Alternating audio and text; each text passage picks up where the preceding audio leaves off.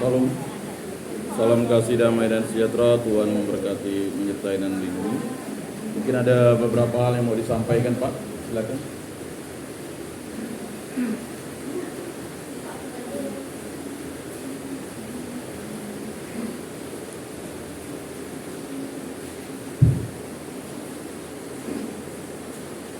Selamat malam.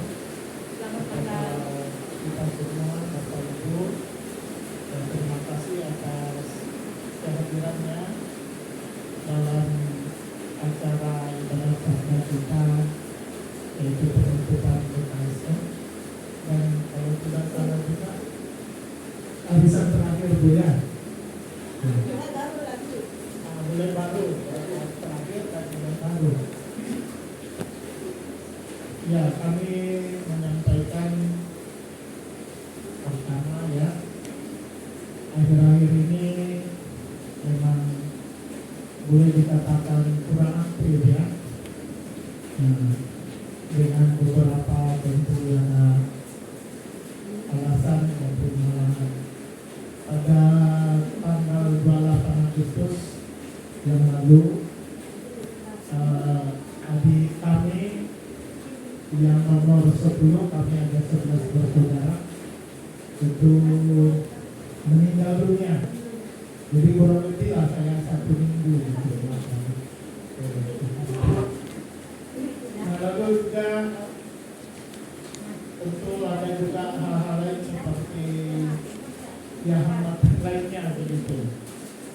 Ya, terutama ini ada cucu tinggal dengan kami, ditinggalkan oleh orang tuanya karena dia sekolah di sini gitu. Sebenarnya umurnya belum cukup untuk sekolah, PAUD pun belum cukup gitu. Tapi dia memang suka mau begitu, sehingga milih-milih sekolah itu susah. Yang ada usia seperti ini kecil, hanya satu-satunya di Bina Mulia di BLKI, jadi 1,5 jam dari sini. Itu minum 1,5 jam. Nah, begitu juga yang si kecil ini anaknya Barat, mama bapaknya kerja, mau tak mau dia itu juga antar kalau jemput dengan kakaknya ini. Jadi nggak bisa bergerak begitu. Jadi itu, nah jadi malam ini ya kita seperti biasalah, jadi berdoa bersama begitu. Nanti juga ada beberapa intensi saya yang akan juga apa namanya ibadat bukan apa BKSN ya, BKSN, dan juga dari kami sendiri ada yang disampaikan yang khusus dalam doa, wujud doa maksud saya wujud doa. Ya, demikian lalu sepenuhnya saya serahkan dengan Pak Kudus untuk memimpin doa kita. Lagu pembukaan. lagu pembukaan kita buka buku Haleluya nomor 26, agak riang-riang 26 biar hujannya reda.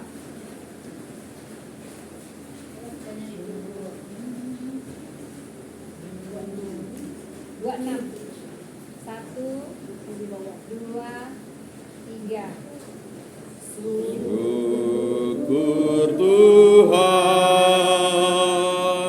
syukur padamu atas rahmat-Mu untuk hari ini. Engkau perkenankan pesta bersamamu, keliling meja altarmu dalam Ekaristi. Mari kita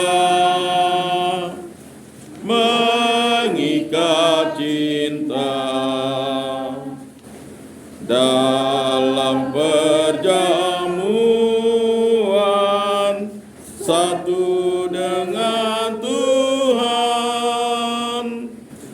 Syukur Tuhan.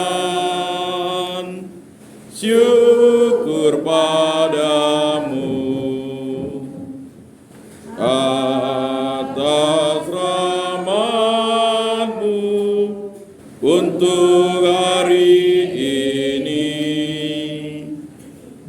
Engkau perkenankan pesta bersamamu, keliling meja altarmu dalam Ekaristi. Dalam nama Bapa dan Putra dan Roh Kudus. Amin. Tuhan beserta kita sekarang dan selama-lamanya. Bapak Ibu, saudara-saudari yang terkasih, tibalah pada pertemuan keempat dalam bulan Kitab Suci Nasional 2023. Tiada terasa, lingkungan kita sudah 4 kali mengadakan pendalaman bahan Kitab Suci, bulan Kitab Suci Nasional, yang diambil dari Kitab Yunus dan Kitab Yoel. 12 nabi kecil ini adalah suatu gambaran bahwa tulisan yang singkat tetapi dapat membantu kita untuk selalu mendengarkan suara Tuhan dan mengikutinya, bertobat. Kemudian Allah itu berbelas kasih, lalu kasih Allah mempersatukan. Pada pertemuan keempat ini kita akan dalami Yoel bab 2 ayat 28 sampai 32. Aku akan mencurahkan rohku ke atas semua manusia. Yoel bab 2 ayat 28. Dalam Fratelli Tutti, Paus Fransiskus mengingatkan bahwa keluarga manusia, baik rumah tangga, suku maupun bangsa, terpecah belah dan terkotak-kotak yang dipicu oleh kepentingan atau keegoisan ideologi tertentu. Kepercayaan mengancam persaudaraan, padahal persaudaraan merupakan wujud nyata dari komunitas umat beriman yang saling mengasihi. Karena ada kasih yang dihidupi, itulah Allah hadir, menyertai dan menyelamatkan. Sebuah lagu berbunyi, jika ada cinta kasih, hadirlah Tuhan. Pertanyaannya adalah bagaimana keluarga manusia dapat bersatu. Perikop Yoel bab 2 ayat 28 sampai 32 memuat firman yang dikatakan oleh Tuhan sendiri, yang menegaskan bahwa Ia akan mencurahkan rohnya ke atas semua manusia. Semua umat beriman dicurahi oleh roh yang sama. Roh yang sama itu pada atau pula berdiam di atas mereka semua. Itulah salah satu cara Tuhan Allah menyatukan manusia. Ia tidak menyatukan manusia dengan membuat mereka memiliki ide, pekerjaan, budaya, atau bangsa yang sama, tetapi melalui rohnya sendiri yang kehadirannya tidak memandang perbedaan manusia. Bapak Ibu, saudara-saudari yang terkasih dalam Yesus Kristus, dalam pertemuan keempat ini kita diajak untuk hidup di dunia yang sedang mengalami berbagai krisis. Krisis lingkungan, kelaparan, kekerasan, perang, wabah, dan perpecahan akibat perbedaan ideologi menandai situasi global dewasa ini. Saya barusan ke Jakarta, banyak orang di PHK. Bersyukurlah kita di Kalimantan Barat ini belum terasa dampaknya. Karena arus APTA, perdagangan bebas, sudah terjadi. Jadi banyak orang di Jakarta itu sudah di PHK dan akhirnya mencari alternatif pekerjaan yang lain atau yang paling gampang, yaitu biasanya kalau yang punya skill nyupir dia akan kerja di taksi online, Grab, Gokar atau Maxin atau bisnis transportasi yang lainnya. Memang itu belum terdampak karena pekerja-pekerjanya masih mengandalkan pekerjaan lokal. Tapi untuk bisnis jualan, misalnya seperti jualan elektronik, baju, persaingannya begitu ketat. Dari negara asing seperti negara Cina itu datang. Kalau dulu hanya sekedar mengekspor atau mengirim barang ke kita, tapi sekarang mereka sudah tinggal bertoko dan menjual barang yang murah. Nah, jadi itu dampaknya sangat signifikan, terutama bagi kota-kota besar seperti Jakarta. Sehingga itu terasa benar, persaingan begitu ketat. Dan itu memang sudah terjadi krisis. Krisis lingkungan, ya, kelaparan, kekerasan, perang, wabah, dan perpecahan. Dan ini terjadi terus-menerus di beberapa belahan dunia. Nah, untuk itu Paus Fransiskus melalui ensiklik Fratelli Tutti yang tadi saya sampaikan dalam pengantar atau dalam arti saudara sekalian, menyerukan pentingnya pengembangan budaya persaudaraan dan melihatnya sebagai peluang untuk memulihkan keadaan dunia yang terancam perpecahan ini. Dalam ensiklik Fratelli Tutti itu kita juga melihat dokumen yang ditandatangani berdua oleh Paus Fransiskus dan Imam Besar ya Mesir. Di situ luar biasa ada namanya dokumen tentang persaudaraan sesama manusia. Dan pada tahun ini tahun toleransi, maka akan ada beberapa kegiatan sebenarnya, agendanya memang terutama saya selaku penyuluh penggerak moderasi beragama itu akan memberikan pemahaman tentang moderasi beragama. Apa moderasi beragama itu? Ya, mungkin nanti akan kita koordinasikan baik di tingkat kuskupan, paroki, dan juga di lingkungan. Jadi harus memahami apa itu moderasi beragama. Dalam pertemuan keempat ini kita akan mendalami subtema kasih Allah mempersatukan. Persaudaraan menjadi tanda komunitas beriman yang hidup dalam kasih. Jika kita hidup dalam kasih sebagai satu saudara, saat itulah Allah hadir menemani dan meluputkan kita dari bahaya. Dan itu adalah sesuatu yang sungguh-sungguh luar biasa diungkapkan dalam pertemuan ini.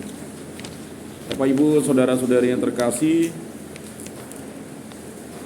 kita akan mendalami bersama perikop Yoel di bab 2 ayat 28 sampai 32 ini karena pertemuan terakhir adalah titik puncak di mana kita mengimplementasikan iman kita, terutama dalam keluarga kita. Bagaimana iman itu nyata dan hidup di tengah-tengah keluarga kita.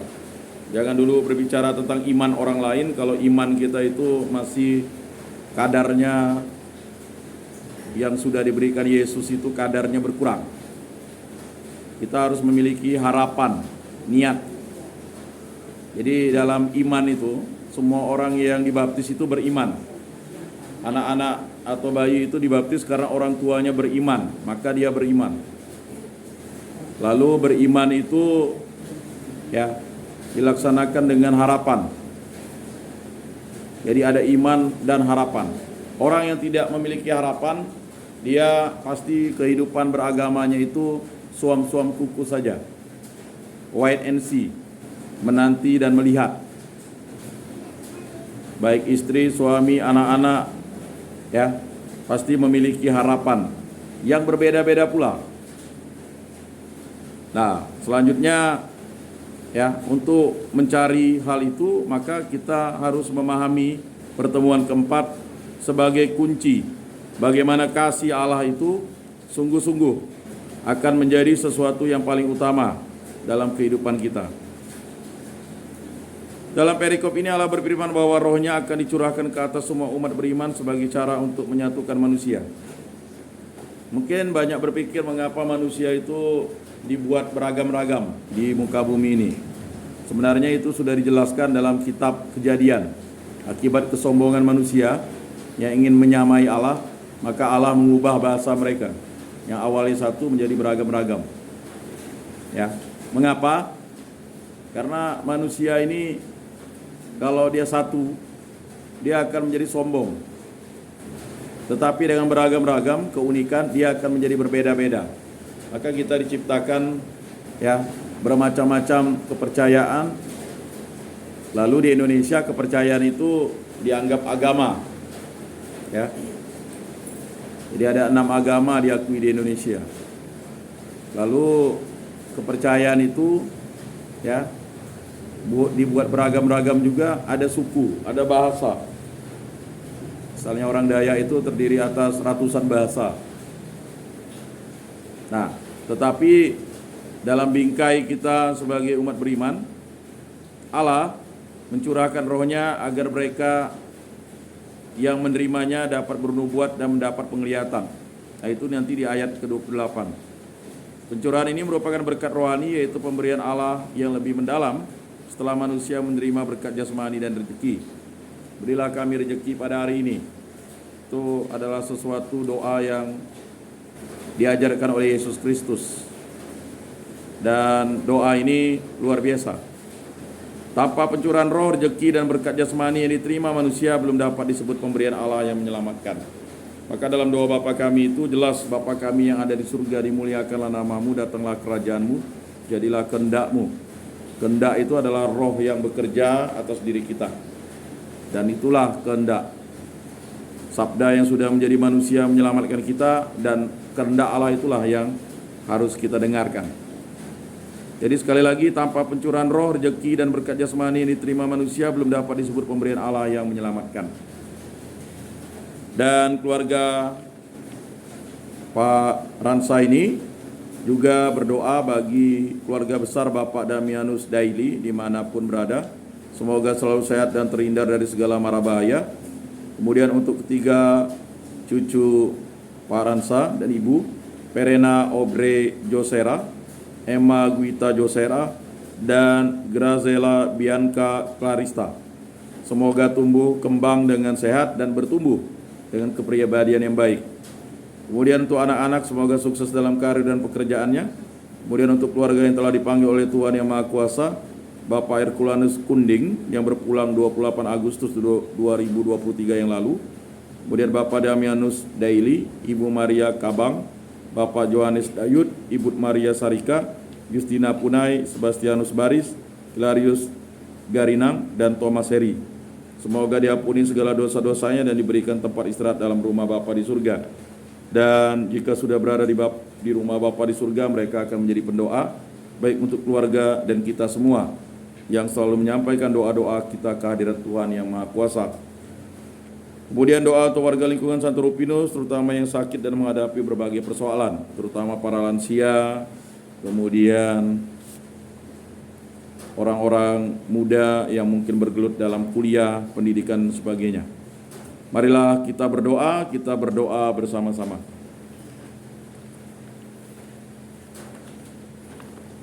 Allah yang penuh kasih, Engkau senantiasa hadir ketika ada cinta, kasih. Kami bersyukur atas kehadiran, penyertaan dan penyelamatan-Mu dalam hidup kami. Curahkanlah Roh Kudus-Mu kepada kami, agar kami senantiasa terdorong untuk mewujudkan kasih persaudaraan di tengah-tengah perbedaan. Demi Kristus Tuhan dan pengantara kami, yang hidup dan berkuasa bersama Dikau dalam persekutuan dengan Roh Kudus, Allah sepanjang segala masa. Amin. Seperti biasanya kita akan membaca ayat kitab suci ini, ayat genap kaum lelaki, ayat ganjil kaum perempuan. Kita akan baca bersama-sama Yoel bab 2 ayat 28 sampai 32. Akan terjadi kemudian bahwa aku akan mencurahkan rohku ke atas semua manusia. Anak-anakmu laki-laki dan perempuan akan bernubuat. Orang-orangmu yang tua akan mendapat mimpi. Taruna-tarunamu akan mendapat penglihatan-penglihatan. Juga ke atas hamba-hambamu, laki-laki dan perempuan, akan kucurahkan rohku pada hari-hari itu. Aku akan mengadakan mujizat-mujizat di langit dan di bumi, darah, api, dan gumpalan-gumpalan asap. Matahari akan berubah menjadi gelap gulita, dan bulan menjadi darah sebelum datangnya hari Tuhan yang dahsyat dan mengerikan. Siapa saja yang berseru kepada nama Tuhan akan diselamatkan, sebab di Gunung Sion dan di Yerusalem akan ada keselamatan, seperti yang telah difirmankan Tuhan. Setiap orang yang dipanggil Tuhan akan termasuk orang-orang yang terluput. Demikianlah sabda Tuhan. Syukur kepada Allah. Bapak Ibu, saudara-saudari yang terkasih, marilah kita masuk ke dalam pendalaman teks. Pertanyaan yang pertama, apa yang dimaksudkan dengan roh dan kepada siapa Tuhan mencurahkan rohnya? Kita bisa lihat dan baca ayat 28 dan 29. Mari kita baca bersama-sama. Akan terjadi kemudian bahwa aku akan mencurahkan rohku ke atas semua manusia. Anak-anakmu laki-laki dan perempuan akan bernubuat. Orang-orangmu yang tua akan mendapat mimpi. Taruna-tarunamu akan mendapat penglihatan-penglihatan. Juga ke atas hamba-hambamu laki-laki dan perempuan akan kucurahkan rohku pada hari-hari itu. Pertanyaan kedua, apa yang dimaksudkan dengan hari Tuhan? Nah, ini bisa dibaca ya. Di mana? Ini ya. Di ayat 31. Mari kita baca-baca bersama-sama. Matahari akan berubah menjadi gelap gulita dan bulan menjadi darah sebelum datangnya hari Tuhan yang dahsyat dan mengerikan. Kemudian ya, apa tanda-tanda yang terlihat sebelum hari Tuhan datang? Kita baca ulangi lagi, lihat ayat 30 dan 31. Aku akan mengadakan mujizat-mujizat di langit dan di bumi, darah, api, dan gumpalan asap. Matahari akan berubah menjadi gelap gulita dan bulan menjadi darah sebelum datangnya hari Tuhan yang dahsyat mengerikan. Kemudian, apa yang akan terjadi dengan alam semesta sebelum datangnya hari Tuhan? Mari kita baca ayat 31 kembali. Matahari akan berubah menjadi gelap gulita dan bulan menjadi darah sebelum datangnya hari Tuhan yang dahsyat dan mengerikan. Kemudian apa yang harus dilakukan agar kita diselamatkan pada waktu hari Tuhan datang? Kita baca ayat 32. Siapa saja yang berseru kepada nama Tuhan akan diselamatkan, sebab di Gunung Sion dan di Yerusalem akan ada keselamatan seperti yang telah difirmankan Tuhan. Setiap orang yang dipanggil Tuhan akan termasuk orang-orang yang terluput. Bapak Ibu, saudara-saudari yang terkasih, mari kita masuk ke dalam pengantar penjelasan. Ada penjelasan lengkap, ada penjelasan yang cukup untuk kita bisa mengerti. Roh atau ruah dalam bahasa Ibrani dipahami sebagai angin, napas atau prinsip kehidupan.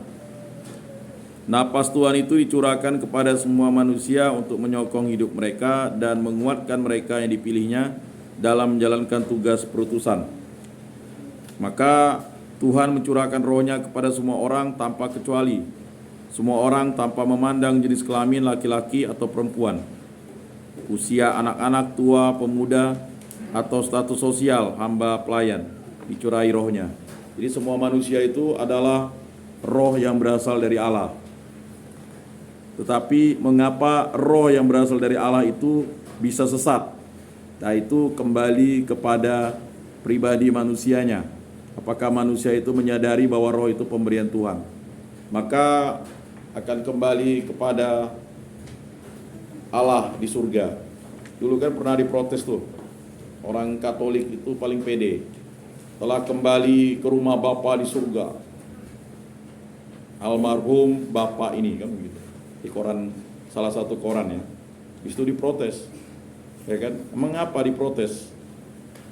Nah, itu persoalannya itu teologis, eskatologis. Karena ya, menurut mengapa orang Katolik mendoakan arwah orang kalau memang sudah kembali ke rumah Bapa di surga. Nah, ini yang nyerang ini sebenarnya juga kitab sucinya sama. Ya kan? Makanya sekarang itu jarang ada yang menulis tuh. Ya kan? Yang jelas memang kita akan kembali ke rumah Bapa di surga. Cuman bisa masuk enggak? Ah, itu persoalannya. Nah, itu. Semua orang beriman itu akan kembali ke rumah Bapa di surga. Bahkan yang tidak beriman. Nah, cuman nanti untuk masuk ke sana itu harus melalui perantaraan Yesus Kristus. perantaraan Tuhan Allah. Ya. Tuhan Allah itu kan bagi orang Kristen itu tahu siapa Tuhan, Yesus Kristus. Sedangkan orang-orang yang beragama lain dia menyebut Tuhan dengan berbagai macam versinya. Nah, itu urusan masing-masing orang beriman. Nah, itu harus dipahami. Jadi kita tidak bisa memaksakan orang itu menganggap Tuhan Yesus itu Tuhan. Tetapi kita sebagai orang beriman jelas, ya, ingat, manusia tidak bisa menjadi Tuhan. Tuhan yang menjadi manusia. Maka dalam doa malaikat itu, sabda sudah menjadi daging atau sabda sudah menjadi manusia. Nah, ini harus dipahami. Makanya tidak akan nyambung kalau kita dialog agama dengan orang yang beriman lain.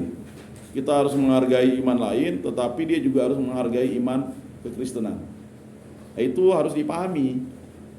Jadi jangan melihat teks, ya, begitu, tetapi lihatlah kontekstualisasinya. Maka ada namanya katekese kontekstualis atau katekese kontekstual.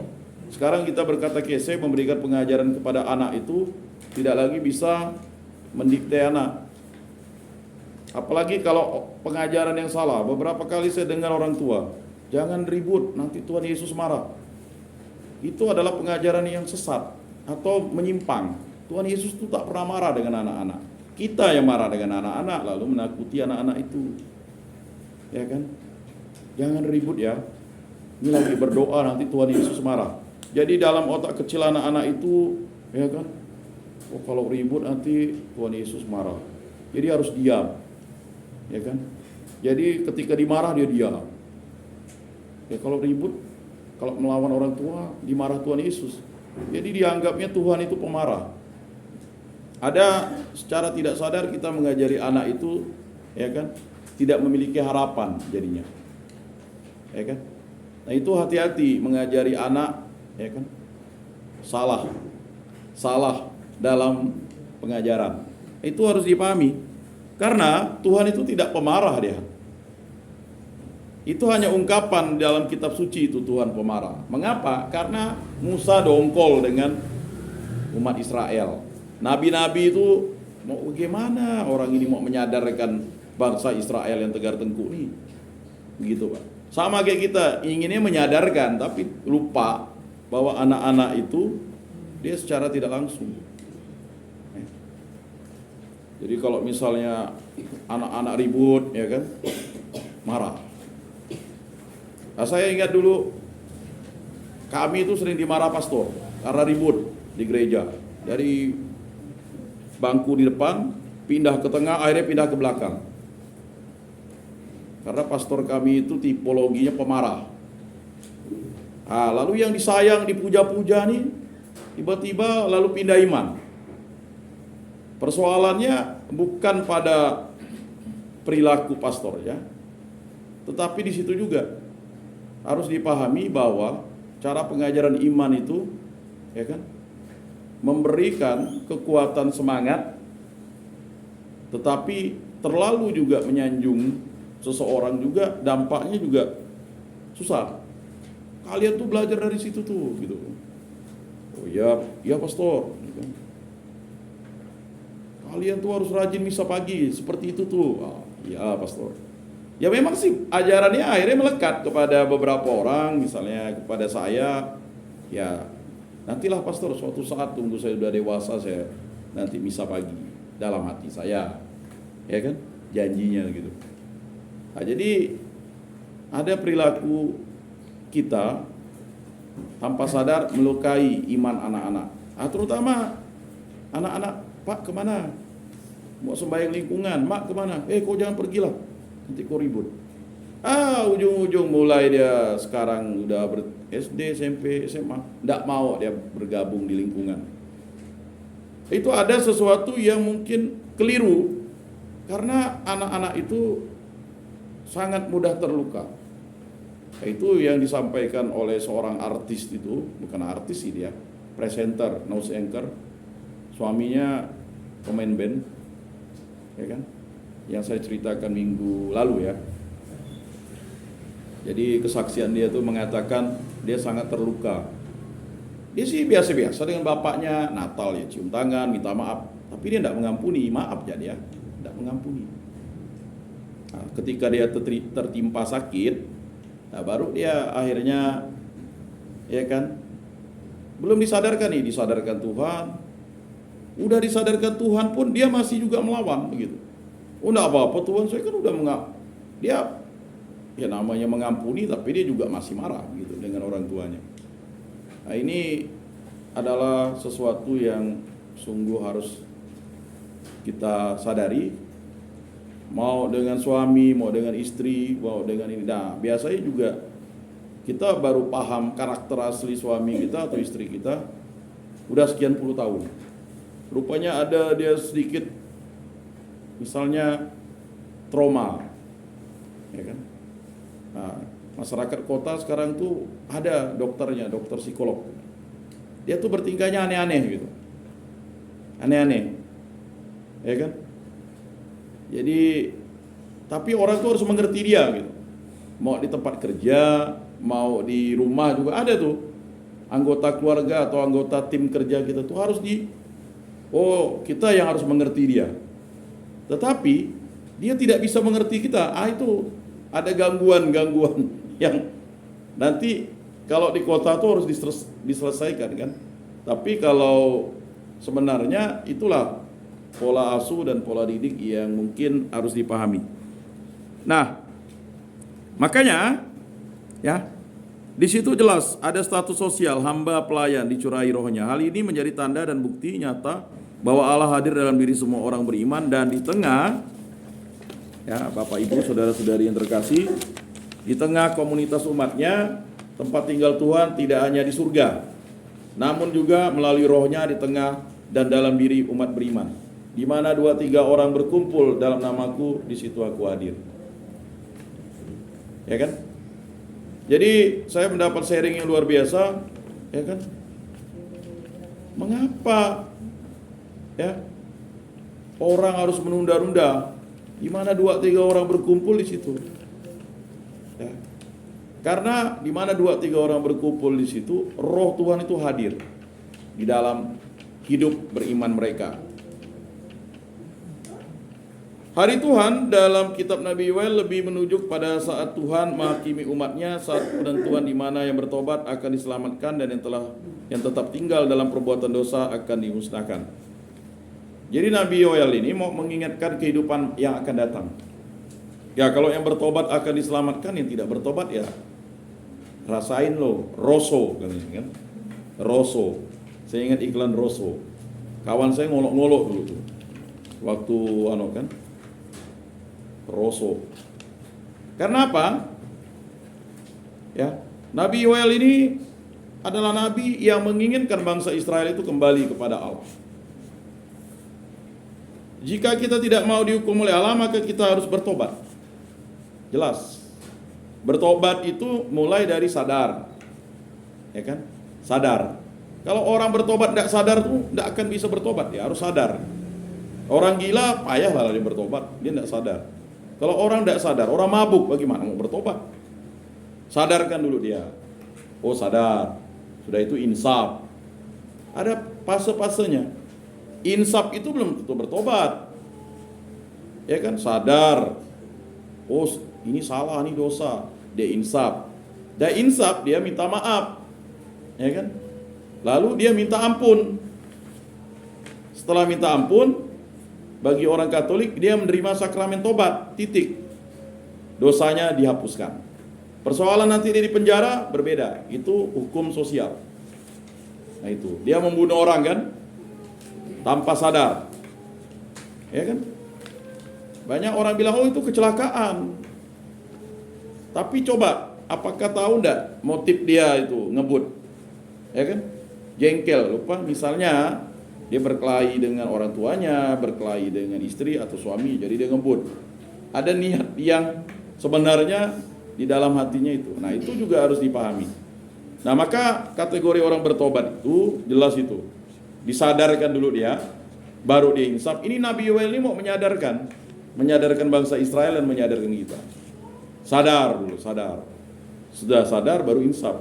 Jadi level itu sadar, insaf, ya kan? Ada memang yang sudah sampai ke insaf, ya kan? Tapi dia belum mau memaafkan. Mana bisa, Pak? Ya kan? Gara-gara dia kami bangkrut. Ya kan? Dia sadar, insaf, dia salah. Tapi dia tidak mau. Ya ada yang sampai level maaf. Saya memaafkan tapi tidak akan melupakan. Itu bukan mengampuni namanya. Ya kan? Jadi memang berat memang. Makanya hati-hati kalau kita berbuat dosa atau salah. Yang paling fatal itu kan kalau perbuatan perzinahan. Ya kan? Maka Yesus katakan tuh, ya, 3 dosa berat itu: berzina, membunuh, dan mengujar Roh Kudus. Karena berzina dan membunuh ini memutuskan hubungan dengan Allah. Ya mungkin orang tidak sadar, misalnya kalau orang jajan misalnya kan, ke pelacuran, itu sebenarnya dia telah memutuskan hubungan dengan Allah. Dia itu sangat jauh dari Allah. Walaupun dia dekat dengan sakramen Ekaristi, tetapi justru sakramen Ekaristi yang diterimanya itu adalah kutukan bagi dia. Nah, Yoel ingin menyadarkan itu. Roh kita ini pemberian Allah. Kalau kita tercemar oleh dosa kita, maka kita akan jauh dari Allah. Dan untuk bisa sampai ke hadirat Allah itu, kita harus bertobat. Sadar, insaf, ya kan? Maka kalau kita datang ke gereja itu kan kita disadarkan kan, saya berdosa, saya sungguh berdosa.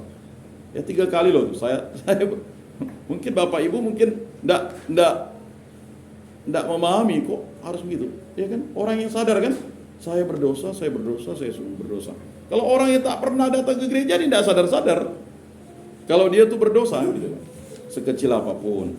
Nah, Yoel ini ingin seperti itu, menggambarkan bahwa Allah ingin manusia itu kembali kepada Allah. Lalu pernyataannya jelas, sebab Allah mau mengampuni dan menerima kita kembali dengan penuh kasih. Nah itu, jika kita sungguh-sungguh ingin berubah dengan tidak lagi melakukan hal-hal yang penuh dosa. Sadarkah kita kalau kita menerima sakramen Ekaristi, kita ucapkan, Tuhan, saya tidak pantas engkau datang pada saya, tetapi bersabdalah saja, maka aku akan sembuh. Banyak yang mungkin tidak menyadari, maksudnya bukan sadar yang ini ya, bahwa sebenarnya ya, ketika kita menyambut tubuh dan darah Kristus, ya, kita itu dibebaskan dari penyakit dosa kita. Nah, setelah habis nyambut lalu marah-marah anak, ya itu urusan lain lah, ya kan?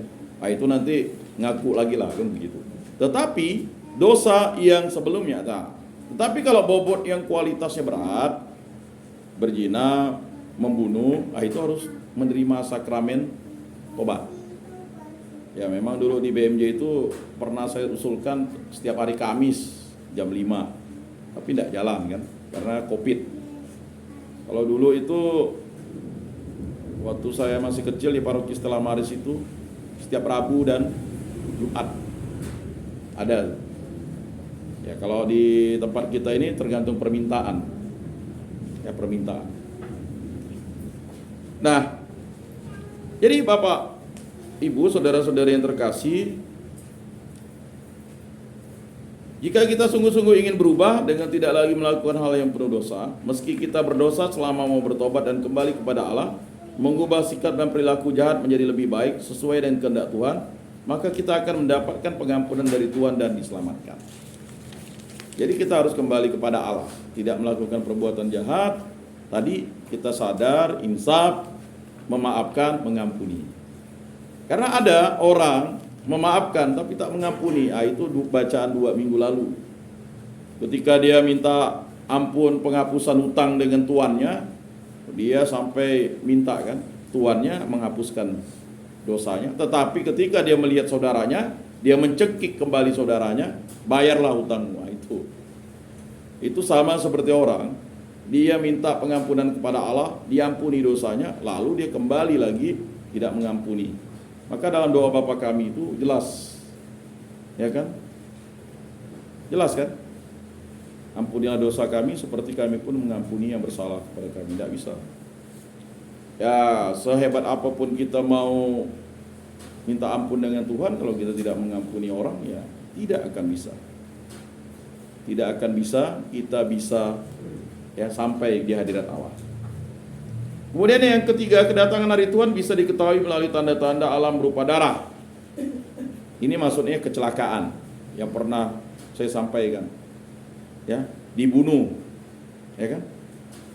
Kemudian api, yaitu dalam bencana, kebakaran, ya. Lalu asap dan gelap gulita.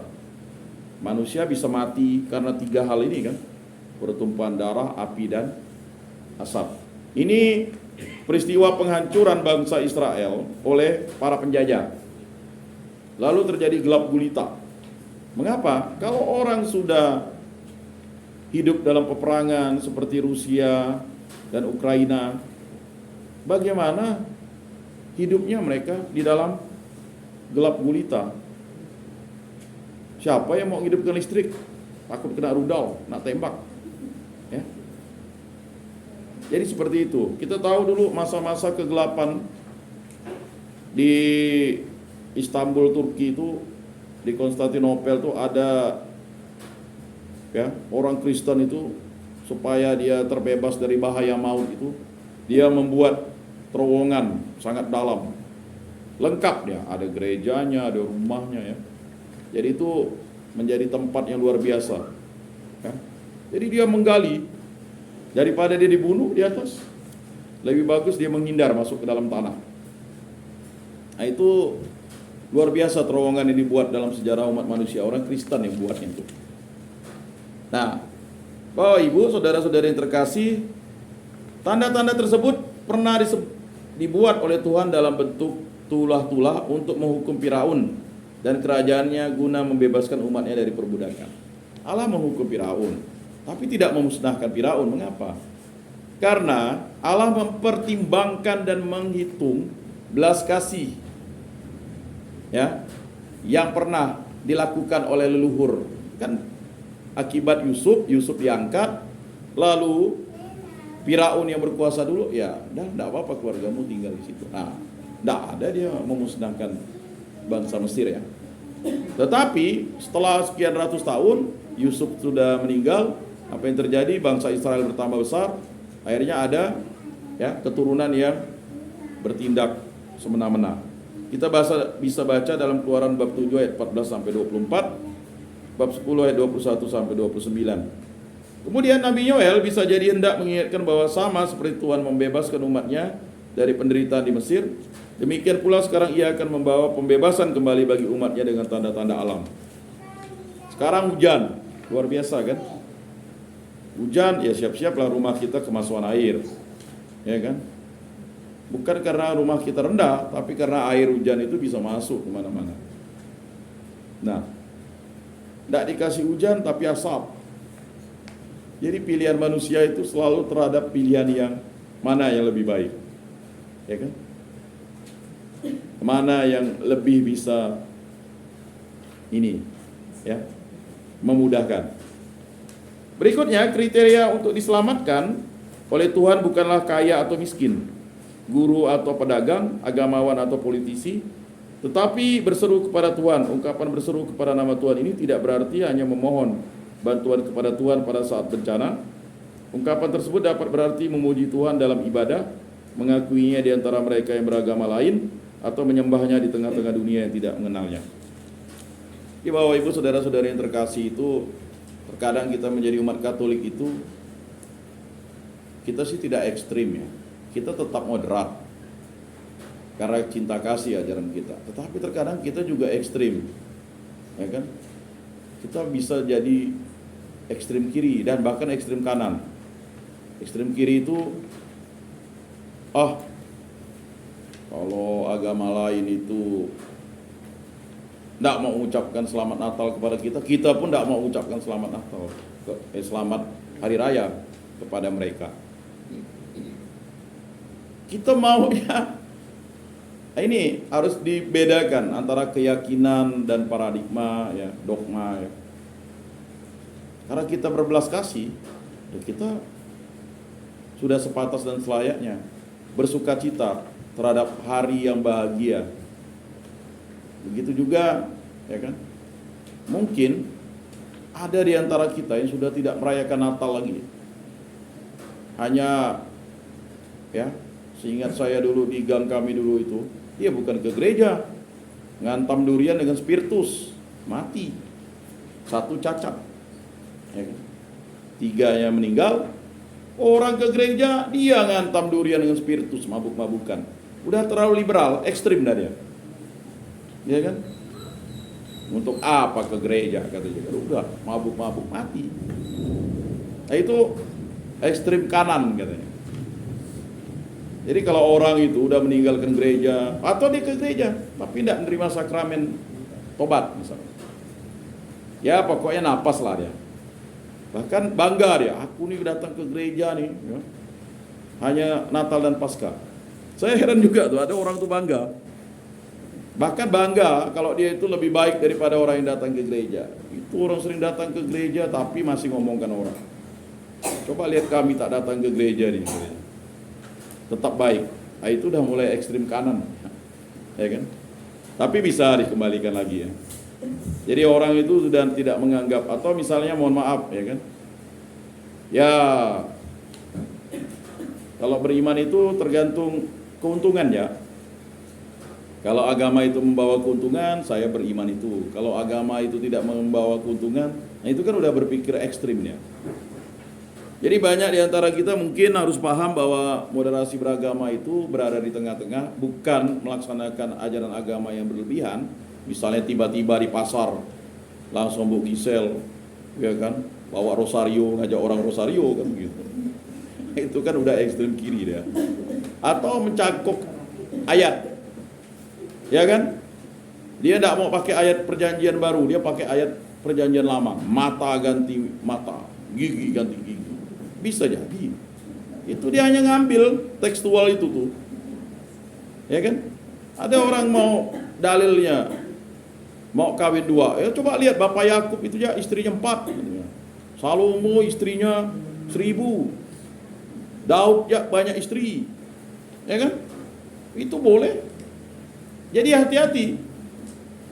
Itu ada gejala-gejala begitu. Itu kan pernah dulu tuh sekte kiamat di Amerika. Yang kena Ronald Reagan ya. Ya kan? Jadi dia menggantikan pendetanya, kalau saya salah nanti dikoreksi, itu dengan duel. Jadi kalau pendetanya yang itu udah kalah dibunuhnya, ya dia dapat. Wah, kan apa istrinya sampai 76 orang waktu itu. Ya kan? Dan bahkan pernah terjadi itu waktu saya nonton dokumenter tuh. Jadi umat jemaat itu mempersembahkan anaknya untuk jadi istri pendetanya itu. Ya, dia ngutip ayat kitab suci. Nah itu udah ekstrem kiri lah.